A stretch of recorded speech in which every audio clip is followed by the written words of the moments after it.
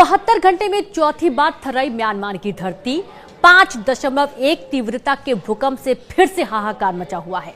नमस्कार, बहुत स्वागत है आपका न्यूज 18 एमपी छत्तीसगढ़ के इस डिजिटल प्लेटफॉर्म में। मैं हूं रीनू यादव। म्यांमार की धरती एक बार फिर से ताकतवर भूकंप से कांप उठी है। रविवार यानी कि आज म्यांमार के मांडले शहर में 5.1 तीव्रता का एक बड़ा झटका महसूस किया गया। इससे होने वाले नुकसान का आकलन किया जा रहा है। म्यांमार की धरती 72 घंटे में चौथी बार जोरदार भूकंप के झटकों से हिल गई है। न्यूज वीक ने अमेरिकी भूवैज्ञानिक सर्वेक्षण USGS के हवाले से खबर दी है कि रविवार यानी कि आज म्यांमार के दूसरे सबसे बड़े शहर मांडले के पास काफी ताकतवर भूकंप आया और इससे लोगों में दहशत फैली हुई है। लोग अपने घरों से बाहर निकल आ रहे हैं, कहीं भी हैं, डर रहे हैं, डर के साए में जी रहे हैं। खुद से ज्यादा खुद के परिवार की बच्चों की चिंता है। भूकंप की तीव्रता रिक्टर पैमाने पर इस बार 5.1 बताई गई, यानी कि पिछली बार की तुलना इस बार कम है, लेकिन फिर भी दहल उठा सब कुछ। बता दें कि यह भूकंप शुक्रवार को आए विनाशकारी 7.7 तीव्रता के भूकंप के बाद आए झटकों की श्रृंखला का एक हिस्सा माना जा रहा था, जिसके परिणाम स्वरूप कई इमारतें ढह गईं और बुनियादी ढांचे को काफी नुकसान भी पहुंचा है। म्यांमार में आए विनाशकारी भूकंप से मरने वालों की संख्या बढ़कर लगातार बढ़ती जा रही है। हजारों में संख्या पहुंच गई है और एक के बाद एक नए आंकड़े, हर एक घंटे में नए आंकड़े निकलकर सामने आ रहे हैं, जबकि माना जा रहा है कि कई लोग लापता हो गए हैं। तकरीबन 4 से 4.5 हजार लोग लापता हो गए हैं। सबसे ज्यादा जो परेशानी है लोगों को वो है अपने बच्चों की। लोग अपने बच्चों को ढूंढ रहे हैं। कई ऐसे वीडियो हैं जो कि सोशल मीडिया पर सामने आए हैं, जिसमें लोग अपने बच्चों के लिए गुहार लगा रहे हैं। बचाव अभियान लगातार जारी है। रेस्क्यू टीमें मौके पर मौजूद हैं और 4.6 तीव्रता का जो भूकंप आया है, इसमें भी काफी नुकसान की बात कही जा रही है। और म्यांमार में जो भूकंप आया, नेशनल सेंटर फॉर सिस्मोलॉजी का कहना है कि इसका केंद्र जमीन से 10 किलोमीटर की गहराई में बताया जा रहा है।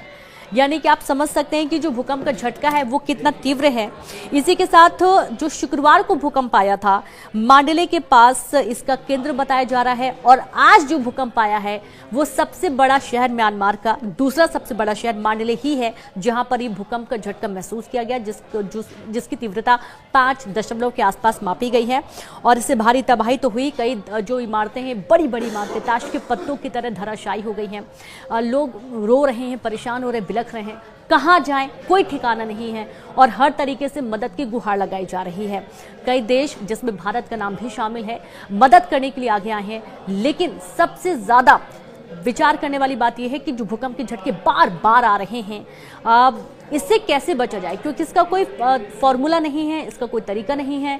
लोग इस त्रासदी से परेशान हैं और ये जो भूकंप के झटके बार बार आ रहे हैं, लोग ना घर में सुरक्षित हैं ना बाहर सुरक्षित हैं और इस मुश्किल घड़ी में उन्हें सिर्फ और सिर्फ मदद चाहिए और इसके लिए भारत आगे आया हुआ है।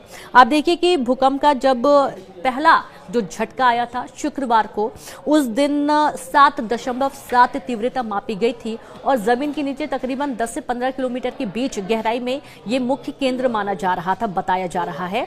और सबसे बड़ी बात यह है कि अगर 4 या 5 की तीव्रता का भूकंप है तो जाहिर सी बात है बहुत विनाशकारी है, लेकिन अगर 7.7 तीव्रता का भूकंप है तो जरा सोचिए कि धरती किस तरीके से थर्राई होगी। कई ऐसे वीडियो सोशल मीडिया पर सामने आ रहे हैं जिन्हें देखकर आप अंदाजा लगा सकते हैं कितना डर का माहौल वहां पर पैदा हो चुका है। एक और वीडियो सामने आया था जहां पर हॉस्पिटल में नर्स छोटे छोटे जो बच्चे, न्यूबॉर्न बेबीज हैं, उन्हें संभालती हुई नजर आ रही थी। खिड़कियों के कांच टूट गए, पूरा जो फ्लोर है वो हिलने लगा, लेकिन फिर भी अपनी जान की परवाह किए बगैर जो हॉस्पिटल में मरीज हैं, जो छोटे बच्चे हैं, उनकी परवाह नर्स करती हुई, डॉक्टर्स करती हुई नजर आए थे। और इस तरीके से वहां पर तमाम जो सुरक्षा टीमें हैं वो तैनात हो चुकी हैं। लेकिन सबसे बड़ा सवाल ये है कि सुरक्षा टीमें अगर उस जगह जा रही जहां पर भूकंप के झटके बार बार आ रहे हैं तो उनकी खुद की भी जान को खतरा है, लेकिन उसके बावजूद हर तरीके से मदद के हाथ बढ़ाए गए हैं और भारत ने भी हर तरीके से आर्थिक रूप से भी मदद करने की बात कही है और मदद के हाथ लगातार बढ़ाते जा रहा है। इस पूरी खबर को लेकर आप क्या सोचते हैं? दुआएं जरूर करिएगा, ईश्वर से प्रार्थना करिएगा कि सभी लोग सुरक्षित रहें, जितनी जाने गई उनकी आत्मा को शांति मिले। और बाकी तमाम खबरों के लिए आप न्यूज 18 एमपी छत्तीसगढ़ के साथ बने रहिए। नमस्कार।